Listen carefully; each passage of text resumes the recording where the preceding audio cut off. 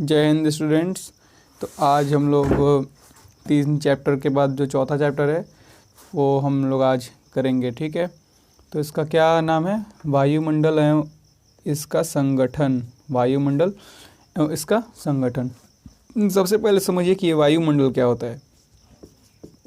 वायुमंडल इंग्लिश में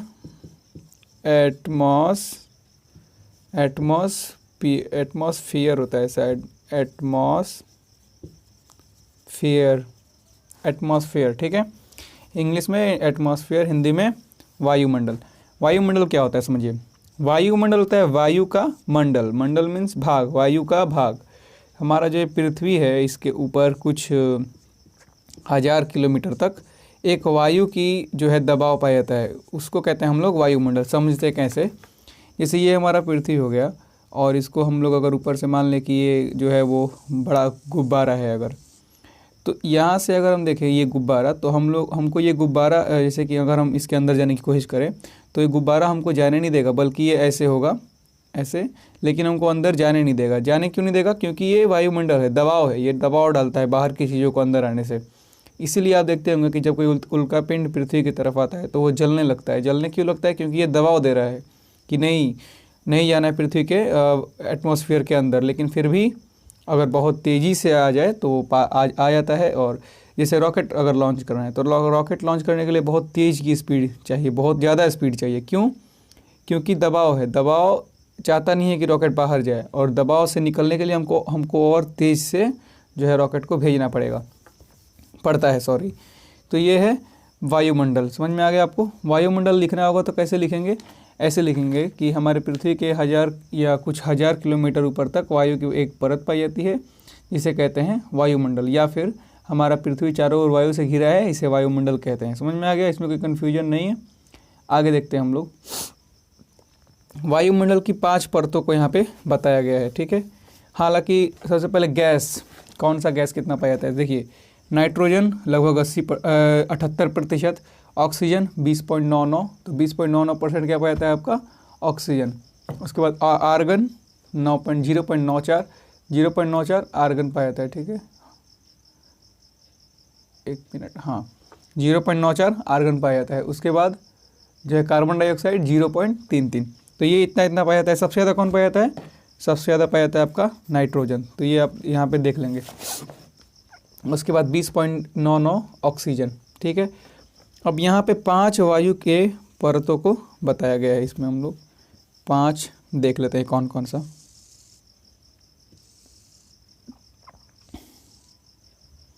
ये हो गया आपका, इस वाले का नाम है क्षोभ मंडल। क्षोभ मंडल। इस वाले का समताप मंडल। इसका बहिर्मंडल होगा, नहीं तो उष्ण मंडल, मध्य मंडल, सॉरी, इसका मध्य मंडल। बहिर्मंडल तो ये है बहिर्मंडल, और ये जो है बाह्य मंडल। समझो कैसे? ये जो पूरा है वो है क्षोभ मंडल, ये समताप मंडल, ये मध्य मंडल, ये बहिर्मंडल, और ये बाह्य मंडल। 0 से लगभग 18-20 के करीब, माने 18 और 20 के औसत जो है वो 13 है। तो 0 से हम किताब में देखें तो 18 दिया है, और 18 किलोमीटर ऊपर तक क्षोभ मंडल। उसके बाद 50 तक चले जाओ, फिर 30 और जोड़ दो, उसमें अब 450 तक ले जाओ, और उसके बाद छोड़ दो, वो जितना तक जा रहा है उतना तक। तो ये हमारा लगभग 1000 किलोमीटर का डायग्राम यहाँ पे बन चुका है, 1000 किलोमीटर। ठीक है, अब ध्यान से यहाँ पे देखो, जितना भी पर्वत होता है, पर्वत पठार, वो सब किस में आता है? क्षोभ मंडल में, क्योंकि इसको पार ही नहीं कर पाएगा, क्योंकि उतना ऊंचाई पर्वत का नहीं होता है। प्लेन किस में उड़ता है? प्लेन ना क्षोभ मंडल में उड़ता है, ना ही समताप मंडल में, बल्कि वो दोनों के बीच में यहाँ पे उड़ता है। हालांकि माना जाता है कि वो समताप मंडल में ही उड़ रहा है। बादल कहाँ पे होते हैं? समताप मंडल में। ठीक है, अधिकतर बादल समताप मंडल में होते हैं, कुछ बादल यहाँ पर भी होते हैं, नहीं सॉरी, बादल जो है वो क्षोभ मंडल में यहाँ पे दिया गया है। क्षोभ मंडल में बादल है, तो इसको हम लोग क्षोभ मंडल में मानेंगे। बादल कहाँ पे होता है? क्षोभ मंडल। जितना भी आपका बारिश होना है, गर्मी बढ़ना है, वो सब कहाँ से होता है? क्षोभ मंडल में। समझ में आया? तो क्षोभ मंडल ये था 18 किलोमीटर ऊपर तक। उसके बाद समताप मंडल हम समझते हैं। समताप मंडल क्या है? समताप मंडल 20 से 50 किलोमीटर तक होता है। इसमें जैसे जैसे अगर हम ऊंचाई पर जाएं तो गर्मी बढ़ती है, घटती नहीं है, गर्मी बढ़ती है। इसमें ही पाया जाता है आपका ओजोन, यहाँ आपका ओजोन पाया जाता है, ओजोन लेयर। ठीक है, ओजोन लेयर क्या है? ओजोन लेयर कुछ नहीं, एक परत है, वैसा परत जो सूर्य की पराबैंगनी किरण को पृथ्वी पर आने से रोकता है, जिससे कि हमको स्किन कैंसर ये सब बीमारी नहीं होती है। तो आपका ओजोन, यही है आपका ओजोन लेयर। ये जो है समताप मंडल, ये प्लेन उड़ाने में काफ़ी बढ़िया होता है समताप मंडल। उसके बाद समताप मंडल के बाद आता है मध्य मंडल। मध्य मंडल की ऊंचाई कितनी है? लगभग 80 किलोमीटर। मध्य मंडल क्या करता है? इसमें बहुत ज़्यादा गर्मी होती है। ये अगर कोई उल्का आ रहा है बाहर से तो यहाँ पे इसको पूरा गर्म कर देता है और यही मध्य मंडल में ही वो उल्का जलने लगता है।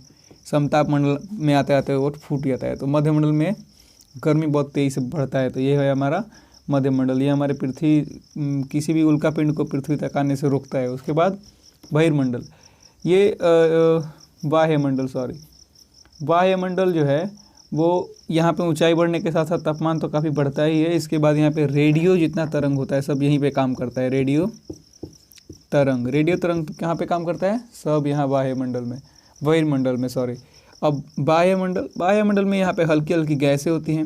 अब हल्की क्यों होती हैं? वो ऊपर क्यों होती है? क्योंकि वो काफ़ी हल्की होती है, जिसके कारण वो ऊपर चली जाती है यहाँ पे। ठीक है, तो ये हो गया बाह्यमंडल। बाह्यमंडल में हल्की हल्की गैस होती है। हल्की गैस कौन?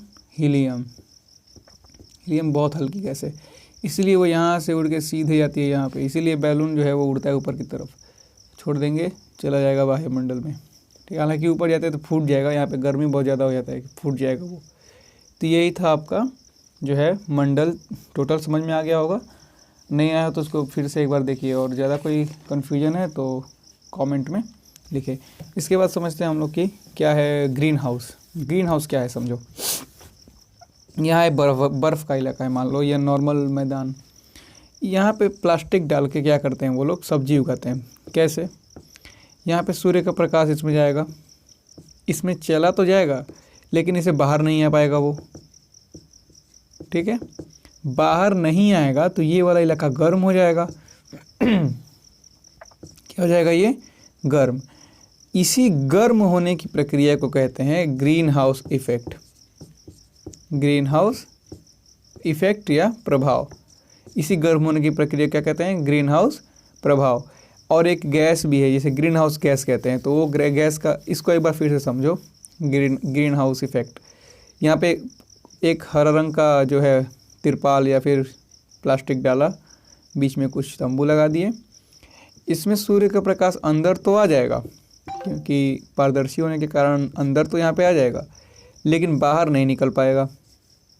क्योंकि बाहर नहीं निकल पाएगा, ये वाला इलाका पूरा गर्म हो जाएगा।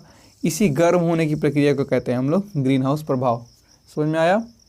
इसी गर्म होने की प्रक्रिया को क्या कहते हैं हम लोग? ग्रीन हाउस प्रभाव। और एक ग्रीन हाउस गैस भी है। ग्रीन हाउस गैस, वो कौन सी गैस है? ग्रीन हाउस गैस का अर्थ है कार्बन डाइऑक्साइड,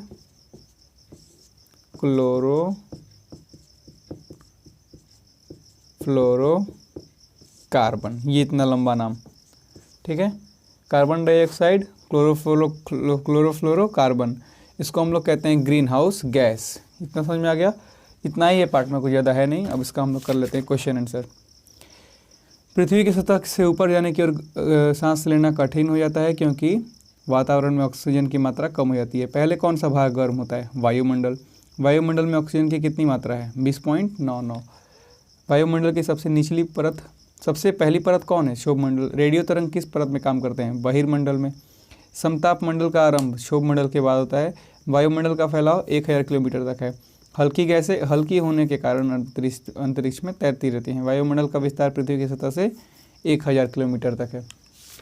उसके बाद यहाँ वायुमंडल में सबसे अधिक नाइट्रोजन गैस पाया जाता है। तापमान बढ़ने से समुद्र तल का जो जल है वो बढ़ रहा है, जिससे कि बहुत सारे जगह जो हैं वो बाढ़ या फिर जो है सुनामी का कारण बन रहे हैं। यहाँ पे कार्बन डाइऑक्साइड, क्लोरोफ्लोरोकार्बन, ये सब ग्रीन हाउस गैस कहलाते हैं। वायुमंडल किसे कहते हैं? पृथ्वी के चारों ओर वायु से घिरे होने के एक जो कि हज़ारों किलोमीटर ऊपर तक है, उसे कहते हैं वायुमंडल। समझ में आ गया? ये सब क्वेश्चन आंसर आप लोग कर लेंगे। ग्रीन हाउस प्रभाव क्या है बता दिया गया है। कार्बन डाइऑक्साइड भी जीवन के लिए ज़रूरी है। कैसे? हाँ, कार्बन डाइऑक्साइड भी जीवन के लिए ज़रूरी है, क्योंकि हम लोग कार्बन डाइऑक्साइड जो है वो छोड़ते हैं ऑक्सीजन लेने के बाद, ठीक है। ऑक्सीजन लेते हैं और कार्बन डाइऑक्साइड छोड़ते हैं, और पेड़ क्या करते हैं, कार्बन डाइऑक्साइड लेते हैं और ऑक्सीजन छोड़ते हैं। तो ये लेन देन का मामला चलता है। किसी एक मंडल के ना होने से क्या क्या कठिनाई होगी, ये सब की अपनी अपनी कठिनाई है। जैसे कि मान लीजिए कि मध्य मंडल ना होगा तो उल्का पिंड सीधे पृथ्वी पर अटैक कर देगा, जिससे कि पूरा पृथ्वी बर्बाद हो जाएगा। उसके बाद पृथ्वी के तापमान बढ़ने से जीवन के लिए खतरा है, हाँ है बिल्कुल, आप लोग लिखेंगे खुद से। शीत प्रदेशों ध्रुव पर सब्जियों का उत्पादन कैसे होता है, सेम वैसे ही ग्रीन हाउस से। ओजोन परत को खतरे से बचाना जरूरी है, क्यों और कैसे, आसान क्वेश्चन है, आप लोग कर लेंगे खुद से, ठीक है। नहीं होगा तो बता देंगे, मैं इसके लिए एक अलग से वीडियो बना दूंगा। तब तक के लिए मिलते हैं बाद में। जय हिंद, पढ़ते रहिए ऐसे ही।